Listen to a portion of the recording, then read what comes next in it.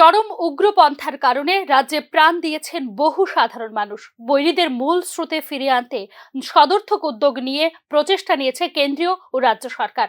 তবে আত্মসমর্পণ চুক্তির সুফল পাবার আগেই রীতিমতো বাহানা করে এদিন দাবি দাওয়া নিয়ে উদয়পুর অমরপুর জাতীয় সড়ক অবরোধ করল আত্মসমর্পণকারী বৈরীরা।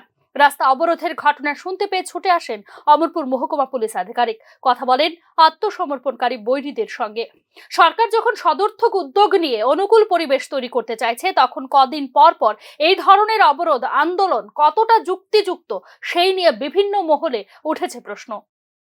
আজকে করতেছেন কোনো মজাক চলতেছে না এখানে। আপনারা ভাববেন না যে বইলেই আমরা আদর করে বয়ে রাখবো, এই ধারণা কিন্তু পুষে রাখেন না মনে মনে যে আমরা যতবার ইচ্ছা ততবার বমু। এই 19-20-এর লিগা কত জানি 150 না 200 চারা। আরে এখন আমি কথা বলছি, তারা শুনে তারা কইছে যে আমাদের কাছে কোনো অক্সিজেন আয় পড়ছে, রাবার বোর্ডের কাছে আপনারা দেওয়ার মতো কারেন্টলি চারা নাই, যেটা আমি জানি এই কথা কোয়ার পর যেটা কইছি। তো চারা নাই, যখন নাই আপনারা কিছুদিন ওয়েট করেন, ওয়েট না করলে যদি নাও পান ডেপুটেশন দেন,